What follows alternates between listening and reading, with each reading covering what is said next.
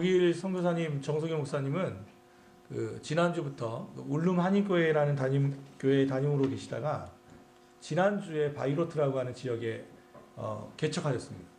개척 한인교회를 시작하셨는데 처음에 지금 목사님과 목사님 아들 두 분이서만 예배를 드리기로 하고 했었는데 두 분이 소식을 듣고 180km 정도를 떠나서 와서 예배를 두 분이 드리고 또 이번 주에 알기로는 두 분이 더 오시기로 했다고.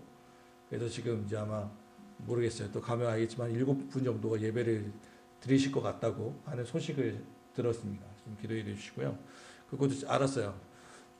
보통 독일에서 한인교회가 많이 없기 때문에 한인교회가 생긴다고 하니까 그쪽 한인 커뮤니티에서 그쪽은 없는 지역이거든요. 그랬더니 지금까지 독일에 계시던 한인교회 교인들이 독일 예배 드리던 분들이 그 소식을 듣고 오고 있는데 보통 기본이 한 180km 정도 와서 예배 드리고 거기는 원래 점심도 안 준대요. 그냥 예배 드리고 가는데 마침 지난주에 갈비찜을 했더니 그 소식이 놀랍게 지금 전파되어서 교회 부흥이 일어날 것 같다는 그런 소식을 들었습니다. 그러면서 목사님이 그 철학은 우리 가까운 교회로부터 배웠다고 잘 먹어야 한다는 것을 배웠다고.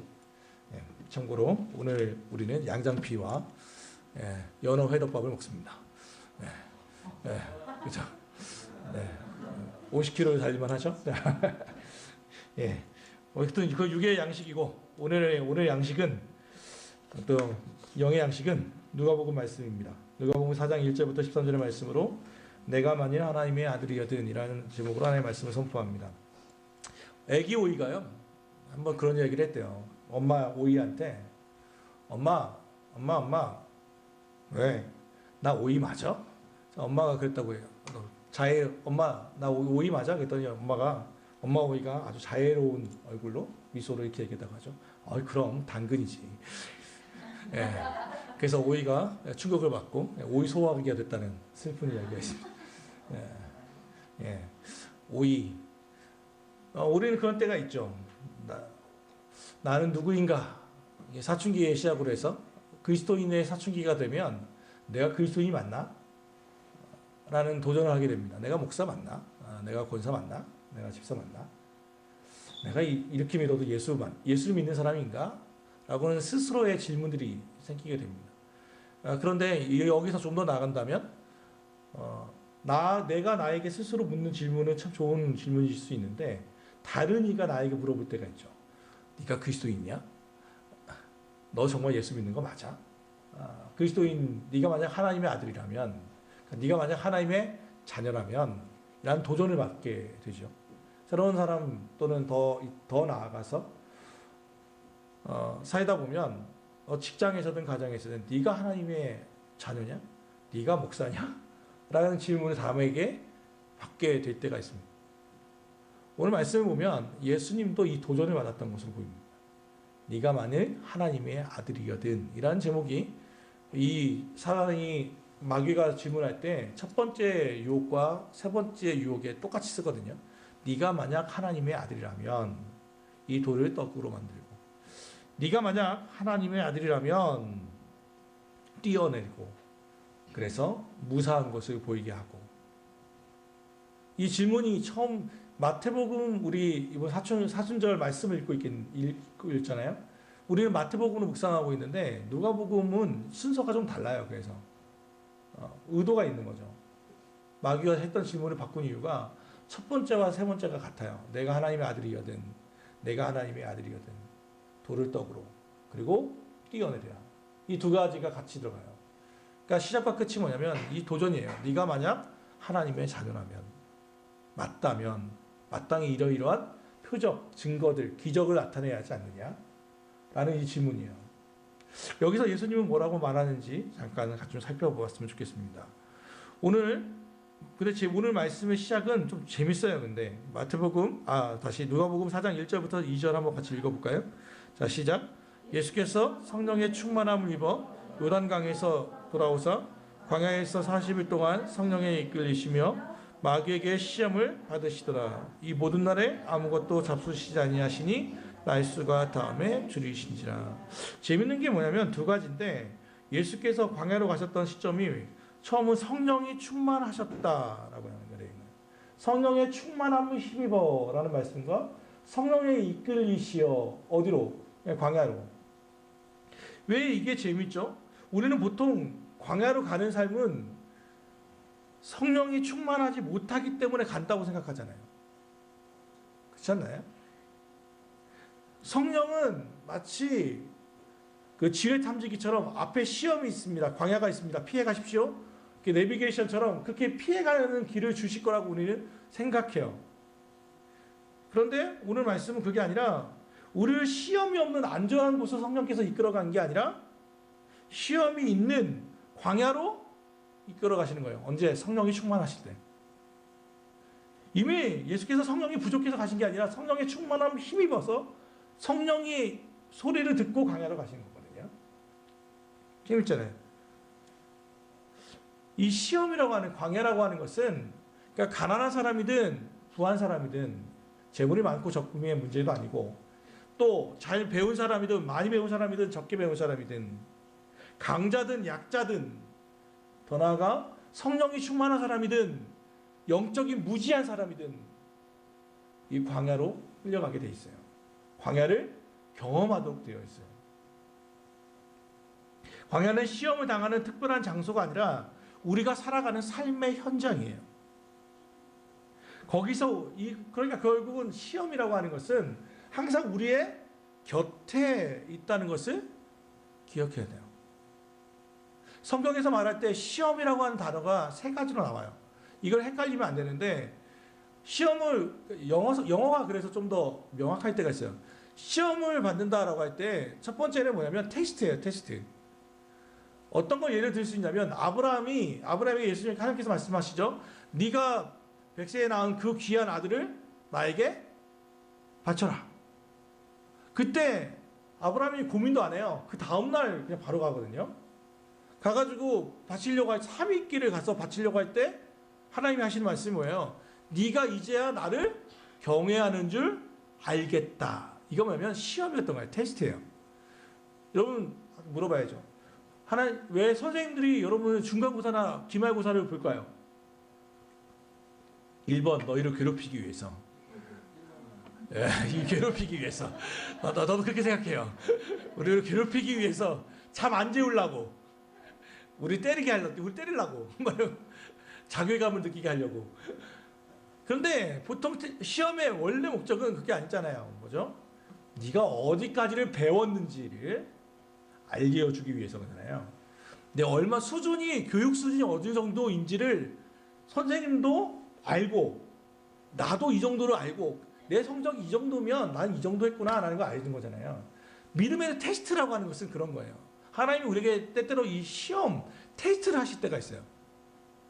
그걸 통해서 하나님이 우리의 믿음이 어디 있는지를 알고, 나도 내 믿음이 여기까지구나 라는 것을 알게 되는 거예요. 그게 테스트예요. 하나님이 이 시험을 주실 때가 있어요. 근데 두 번째 시험은 뭐냐면 트라이얼, 시련 같은 거예요. 훈련 같은 거예요. 그러니까 시험을 이겨내면 더 훈련받아서 성장하는 거죠. 성장통 같은 거예요. 그래서 하나님은 우리에게 이런 시험을 허락하실 때가 있어요. 때때로. 이 연단을 받아서 더 강해지라고 하는 거죠.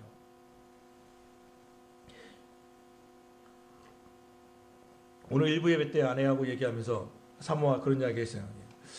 우리 가정의 강점은 뭐냐면, 가난에 대해서는, 가난이 시험은 잘 이기는 것 같아요. 돈에 대해서는 크게 걱정 안 해요.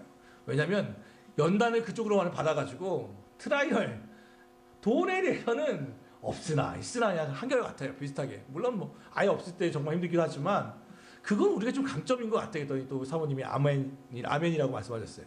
우리가 그거는 좀 강한 것 같아요. 그러니까 트라이얼, 그쪽으로 훈련시키신 거예요. 그러나 다른 쪽은 또 약하겠죠. 약하면 하나님 그것 통해서 훈련을 시켜주시겠죠. 이런 거예요. 트라이얼. 약점을 하나님께서 강화시켜 주시는 작점이에요. 세 번째가 뭐냐면 오늘 말씀인 것처럼, 오늘 이 마귀의 시험처럼 템테이션, 유혹이에요. 유혹.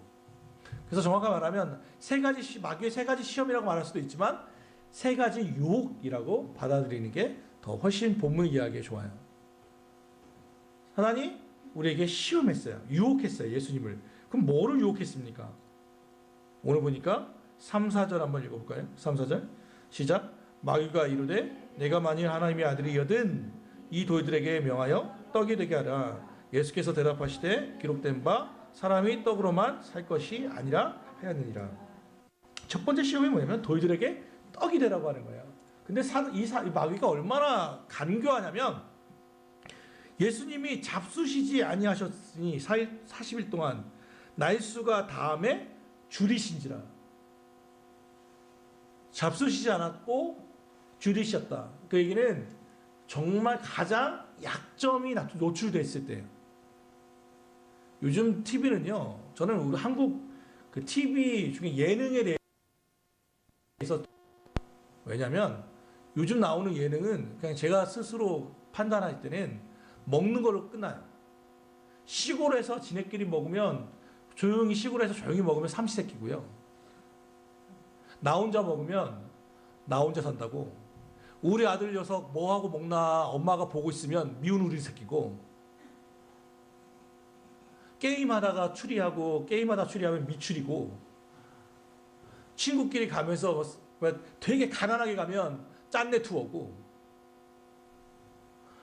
대부분 뚱뚱한 애들끼리 맛있게 먹으면 맛있는 녀석들이고, 대부분 요즘 나오는 유혹은 이 먹는 거로 다 끝나요. 거의 한번 이렇게 하면 먹는 걸 한번 적용해 보세요. 1박 2일 동안 먹으면 1박 2일이고 달리면서 먹으면 런닝맨이고,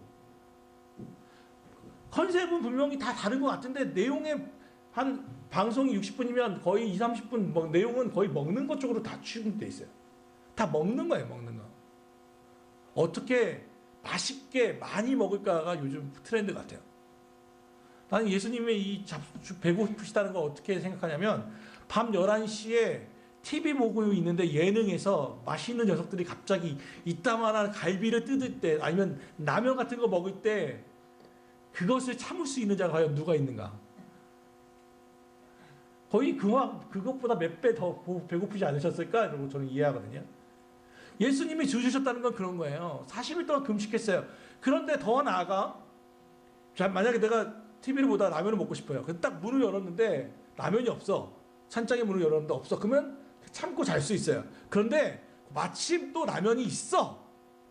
그러면 안 끓일 자가 과연 누가 있을까? 예수님은 능력이 있을까요? 없을까요? 돌들을 떡으로 만드시는 능력이 있어요. 어떻게 알아요? 이미 그러신 적이 있잖아요. 물을 포도주로 성질을 바꿔보신 적이 있고, 양을 오병이의 기적을 보면, 그렇죠?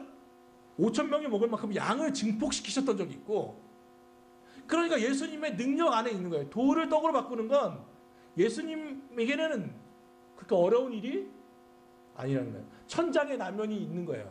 이거 끓이면 되는 거예요. 이건 나가서 먹을까지는 못하겠는데 있으면 끓이거든요. 그래서 예수님은 지금 그 능력까지 다 가지고 있는 거예요. 거기 나왔잖아요. 자존심 하나 딱 건드렸잖아요. 네가 만약 하나님의 아들이라면 이 돌들을 떡으로 바꿔. 가장 줄이셨던 순간 능력이 있는 이에게 바꾸라고 하는 거예요. 증명하라는 거예요. 하나님의 아들이라면. 그런데 예수님의 말씀이 뭡니까? 기록된 바 사람이 떡으로만 살 것이 아니라. 마태복음은 하나님의 말씀으로 산다는 말까지 붙어 있어요. 사람은 나의 욕구가 충족될 때만 살아가는 것이 아니라, 그게 우선이 아니라 하나님의 말씀이 우선이라고 예수님은 말하고 있는 거예요.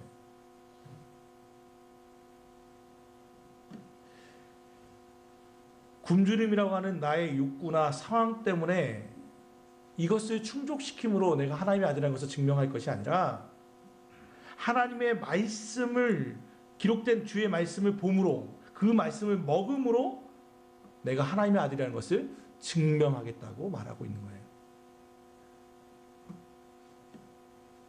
사랑하는 여러분, 굶주림, 배고픔이라고 하는 것은 이것을 부정할 수는 없어요. 인간의 기본, 이걸 채우고 싶은 것은 인간의 기본적인 욕구죠. 그런데 중요한 것은 이 욕구를 채우는 것에 있지 않고 그 다음이에요. 이 말씀이 분명하게 나오는 게 마태복음 6장이죠. 너희는 먼저 그의 나라와 의를 구하라. 그러면 이 모든 것을 너희에게 더하시리라. 이게 필요 없다는 겁니까? 먹는 게? 아니요. 그런데 그게 앞서가면 안 된다는 거예요. 그래서 우리는 보통 이렇게 얘기하잖아요. 내가 하나님의 아들, 내가 자녀라는 걸 어떻게 증명해요? 하나님이 나에게 이렇게 많은 먹을거리를 주셨습니다 라고 증명할 때가 있어요. 그렇게 하고 싶어요. 하나님, 내가 이렇게 성공했습니다. 그러니까 내가 하나님의 아들이 맞죠? 아니요. 그것만 아니어도 어차피 내 아들이에요. 그게 바로 두 번째 말씀이에요. 같이 한번 읽어볼까요? 5절 6절 같이 읽어봅시다. 자, 시작. 마귀가 또 예수를 이끌고 올라가서 순식간에 천하 만국을 보이며 이르되 이 모든 권위와 그 영광을 내가 내게 주리라. 이것은 내게 넘겨준 것이므로 내가 원하는 자에게 주노라. 7절까지. 그러므로 내가 만일 내게 절하면 다 내 것이 되리라. 두 번째 요게 뭐냐면, 굶주림이 우리 인간의 욕구였다면 두 번째 절하면 나의 이 권위와 이 영광을 너에게 주겠다는 거예요. 명예에 관련된 거예요. 돈은 좀 없어도 가오로 살잖아요. 우리가 돈이 없지 가오가 없냐, 이 말은, 가오라는 말은 사실 명예예요. 명예. 이걸 주겠다는 거예요. 그럼 사단이 얘기하잖아요. 마귀가 정말 이 모든, 나에게 뭐라면, 절하면 이 모든 권위와 영광을 너에게 줄게라는 거거든요. 이게 예수님의 고민하고 딱 맞았어요. 왜냐면 예수님이 이 땅에 오신 이유는 십자가에 못 박혀 죽으시는 게 목적이에요. 그래서 우리의 죄를 대속해 주시는 거예요. 대속이란 말은 값을 대신 치르신다는 거예요. 그 전까지는 우리는 마귀에게 이끌려 살았죠. 죄의 노예가 됐어요. 우리는 누구나 죽으면 지옥불에 빠질 수밖에 없는 운명이었단 말이에요. 왜? 죄의 값이 그거였어요. 우리는 알지도 못하고 마귀에게 끌려 살아가는 거예요.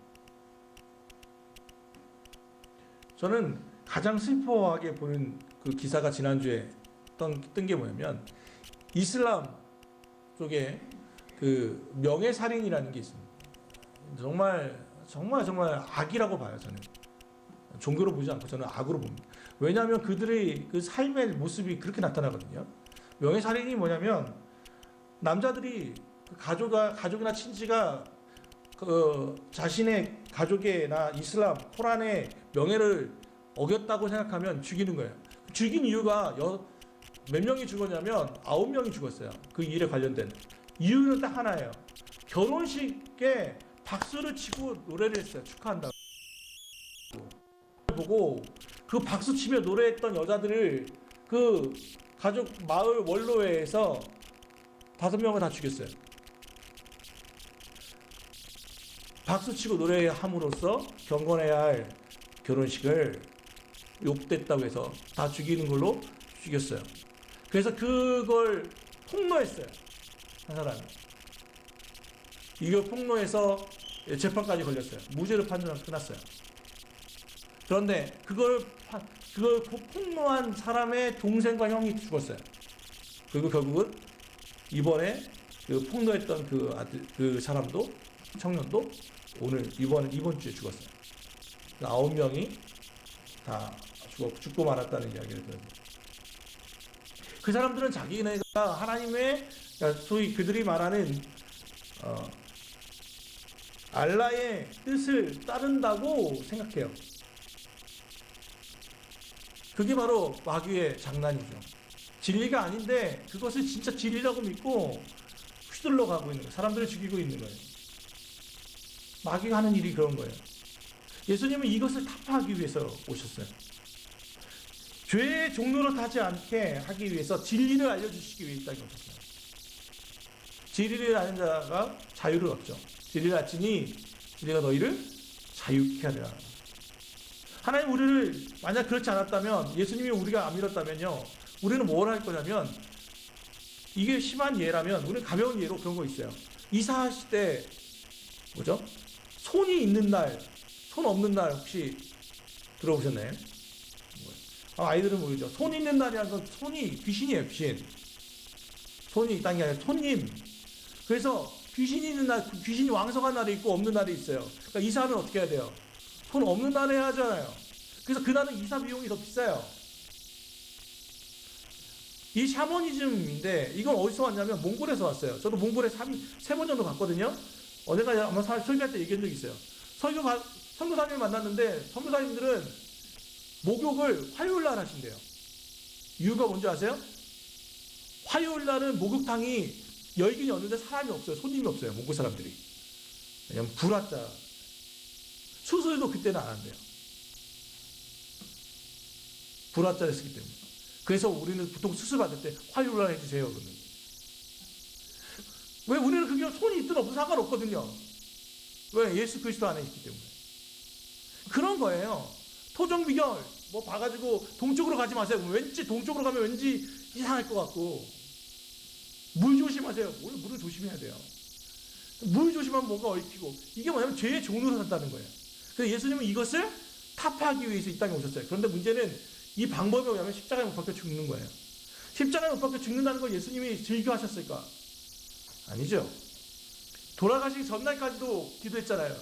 아버지 할 수만 있거든 내게서 이 잔을 옮기시옵소서. 그러니까 사단이 딱 방법을 얘기해 준 거예요. 뭐라고? 야, 십자가 질 필요 없어. 나에게 절만하면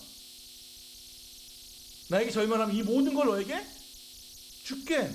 고난 당하지 마. 왜 십자가 지지 마. 고통 당하지 마. 눈 한번 딱 감으면, 눈 한번 딱 감고 나에게 절하면 이 모든 걸 너에게 줄게. 예수님의 고민하고 너무 잘 맞는 거예요, 이게. 우리는 이런 유혹을 받을 때가 있잖아요. 야, 눈 한번 딱 감으면 남들도 다 해. 너만 왜 유독 그러냐? 남들도 다 그러는데. 눈 한 번만 딱 감아줘. 너만 한 번만, 이번 한 번만 눈 감고 넘어가. 사단의 유혹과 비슷하지 않아요? 그렇게 유혹하는 거예요. 그때 예수님께서 하신 말씀은 뭡니까? 기록된 바 하나님께 경배하고 다만 그를 섬기라. 내가 섬길 것은 내가 눈 한번 딱 감고 하는 게 아니라 내 기준이 거기에 있지 않고 하나님께 있다고 선언하고 있는 거예요. 너에게 절하해서 내가 십자가 안 지고 넘어가겠다고? 아니. 그러므로 얻는 정당한 대가를 치르지 않고 얻는 권위와 영광을 나는 포기하겠다는 선언이에요. 여러분, 쉬운 길이죠. 눈 한번 딱 감으면 남들이 잘 가는 길이잖아요. 그런데 예수께서는 십자가에서의 죽음이라고 하는 정당한 대가를 치르고 하나님의 아들이라는 것을 증명하겠다고 말하고 있는 거예요. 하나님의 아들이면 고난을 당하지 않습니까? 아닙니다. 하나님의 아들도 십자가를 집니다. 근데 우리는요. 그러니까 십자가를 지지 않는 게 하나님의 은혜가 아니라 십자가를 지는 게 역설적으로 하나님의 아들이라는 증명이에요. 세 번째로 마귀에게 받은 시험이 뭐냐면 예루살렘 그 성전에 올라가서 뛰어내려라 하는 거예요. 네가 만일 하나님의 아들이거든 여기서 뛰어내려라. 기록되었으되, 이 기록되었으되가 누가 하는 말이죠? 사단이 하는 말이에요. 마귀가 하는 말이에요. 기록되었으되 하나님이 너를 위하여 그 사자들을 명하사 너를 지키게 하시리라 하였고, 또한 그들이 손으로 너를 받들어 내 발이 돌에 부딪히지 않게 하리라 하셨느니라. 이거는 91편 11절과 12절을 인용해서 마귀가 쓰는 거예요. 여러분, 성경을 기준으로 사는 건 너무 좋아요. 그런데 기억해야만 해요. 우리를 미혹하는 마귀도 성경을 사용해요. 이단과 사이비도 성경을 사용해요. 오죽하면 저는 그 얘기 들었어요. 옛날에 그 무당 출신이었다가 기독교로 오신 그분은 간증 들었는데, 무당 중에도 기독교 믿다가 온 무당이 힘이 세대요. 영빨 세다고 그런 얘기하면서 막 웃었던 기억이 있거든요. 마귀도요 말씀을 사용해요. 그런데 어떻게 써요? 딱 잘라가지고 써요. 앞 뒤 구절을 다 잘라버리고 앞에만 탁 써버려요. 봐라, 너 뛰어내리면 천사가 너 받는다고 하지 않았냐? 그러니까 네가 하나님의 아들이면 뛰어내려서 너의 안전한 것을 보여라. 안전 욕구죠, 안전 욕구. 그럴 때 예수께서 하셨던 말씀 같이 읽어볼까요? 시작. 예수께서 대답하여 이르시되 주 너의 하나님을 시험하지 말라. 야, 뛰어내려? 이 말씀은 사실 신명기에서 나온 말씀인데, 느비림이라고 하는 곳에 이스라엘 백성이 출애굽해가지고 나왔을 때 그들이 먹을 물이 없었어요. 그래서 예수님 모세에게 자꾸 얘기하죠. 물 좀 달라고, 물 좀 달라고. 그랬더니 이 반석이 있던 거죠. 반석을 전에 한번 물을 먹어본 적이 있으니까 다 막 근데 너무 당당하게 얘기하는 거예요. 만약 물이 있으면 물이 생기면 우리가 하나님의 아들이 하나님이 우리와 함께 하시는 거고, 물 없으면 하나님이 떠나신 거고. 그러니까 모세가 열받아가지고 2번 쳐버리잖아요. 화가 나가지고.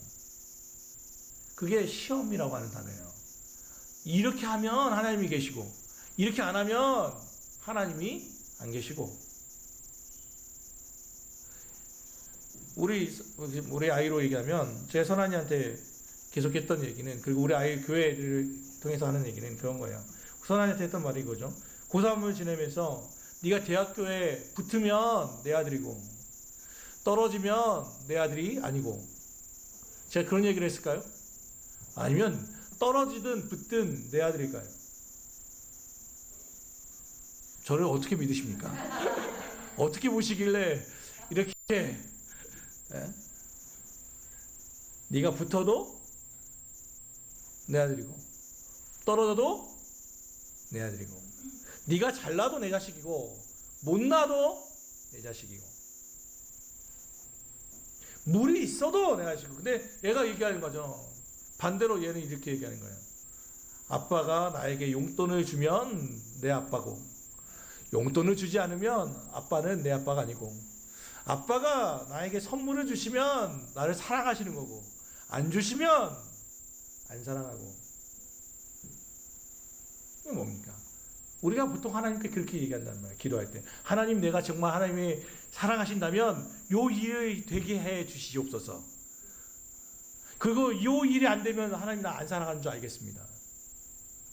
아니에요. 제가 무당과 기독교의 차이점을 알았어요. 무당에 가면 딱 하나예요. 잘 모르시겠지만 이 무당이 가져가는 질문은 딱 이거예요. 내가 이번에 합격하겠습니까? 불합격하겠습니까? 이거예요. 그게 무당이에요. 이거 할래요? 이거 할까요? 말까요? 선택지가 딱 하나예요. 할까요? 말까요?예요. 그게 무당이 하는 일이에요. 그럼 해라, 마라 이거예요. 이걸 삼가라. 이게 무당이 하는 거거든요. 그럼 목사님께 와요. 이거 목사님 이거 할까요? 말까요? 그럼 꼭 무당같이 얘기하기 원해요. 해. 하나님의 뜻이야. 이러면 얼마나 편해요. 그런데 하나님은 그렇게 말한 적이 한 번도 없어요. 해 마라가 아니에요. 네가 주님 안에 있으면 해도 되고 안 해도 되고. 가장 어릴 때 애들한테 하는 말은, 내원이나 유빈이에게 제일 많이 하는 말은 그거예요. 이거 해. 하지 마. 하지 마가 저 많아요, 사실은. 그래서 구약 성경 보면 하지 마. 이거 하지 말고 이거 하지 말고 이거 하지 말고 이것만 해. 이거거든요. 어릴 때가 그래요, 어릴 때. 근데 애가 좀 더 크면 해 마라가 거의 없어요. 네가 알아서 해. 단 이 안에서, 이 바운더리 안에서 이걸 조정해줘요. 이게 능력이 되면 더 커지는 거고, 작아지면 능력이 안 되면 좁아지는 거예요. 주님은 여기서 수많은 가능성들을 주는 거예요. 네가 이걸 해도 내 자식이고 이거 못해도 내 자식. 사단은 그게 아니었단 말이에요. 시험이라고 하는 단어가 그런 거예요. 나는 내가 이렇게 하면 하나님이 아들인 줄 알겠습니다. 이렇게 안 되면 내가 하나님이 아들인 줄 아니, 저들한테 실망하신 줄 알겠습니다. 그게 아니라는 거예요. 그게 시험이에요, 시험. 마귀의 유혹은 그런 거예요. 네가 뛰어서 안 다치면 내 자식이고 하나님의 아들이고, 다치면 하나님의 아들이 아니고. 아니에요. 그건 시험이에요. 하나님은 이 마귀의 유혹을 이기셨어요. 하나님은 시험하지 않았어요. 주의 너의 하나님을 시험하지 말라는 말씀에 동의했어요. 우리가 하나님을 테스트하는 게 아니에요. 제가 예능 잘 안 본다고 했잖아요. 가끔 딱 봤는데 지난주가 골목식당이라고 하는 예능을 봤어요. 백종원이 하는 거잖아요. 거제도에 갔는데 이 집 중에 하나가 코다리찜 하시는 분이 계시대요. 코다리찜을 이렇게 해가지고 백종원에게 주면 백종원이 먹어보고 뭐 솔루션을 평가하잖아요. 맛을 평가하잖아요. 근데 참 이분이 참 발칙하다고 생각한 게 뭐냐면 코다리에다가 뭐냐면 대구살을 넣었어요. 코다리에 한 6개 정도에다가 코다리에다가 대구를 타 넣었어요. 이유가 뭔지 알아요? 백종원이 딱 기가 막히게 하죠. 테스트한 거예요. 이 사람이 나를 가르칠 만한 실력이 있는지 없는지를 테스트한 거예요. 백종원이 딱 먹다가 딱 보더니 이거 이상한데? 요거는 코다리가 아닌데요. 그러니까 실수가 아니에요. 그러면서 백종원이 하는 말이 저 테스트 하신 거죠. 그런 거예요. 그 여자분이 멋쩍은 미소를 짓는 거죠. 우리는 가끔 하나님을 그렇게 테스트할 때가 있어요. 백종원 하나님이라는 것은 아닙니다. 우리는 하나님 자꾸 테스트하려고 하는 유혹에 빠질 때가 있어요.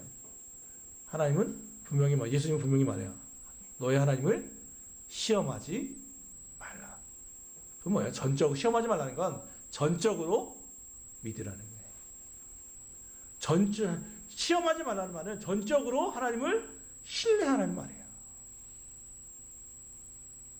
하나님의 선하심.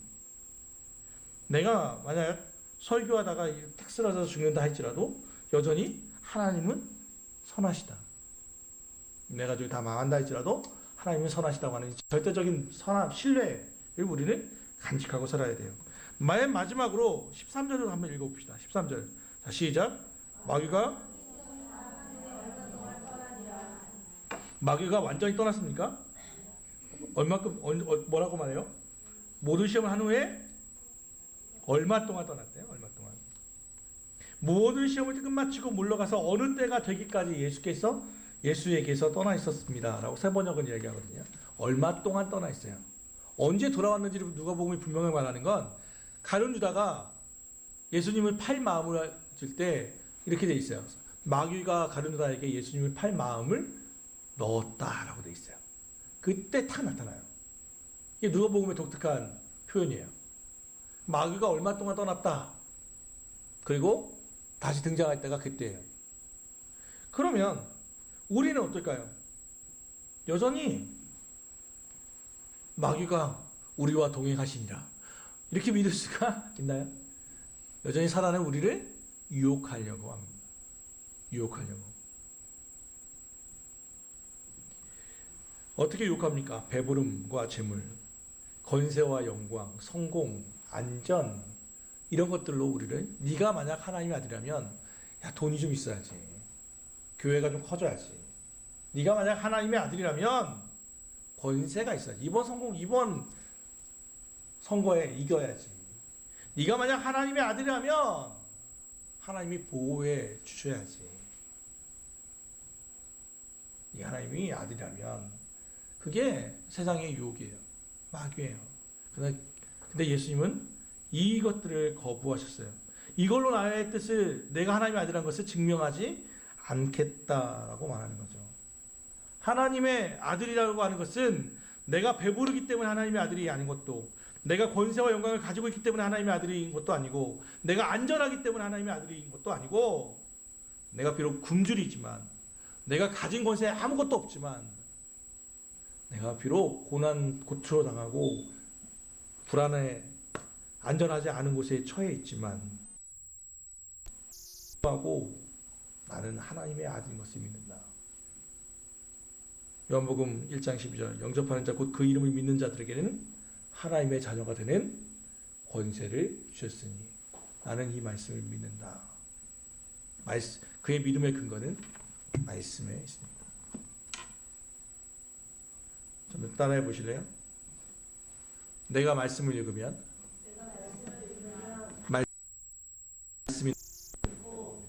내가 말씀을 지키면 말씀이 나를 지킨다.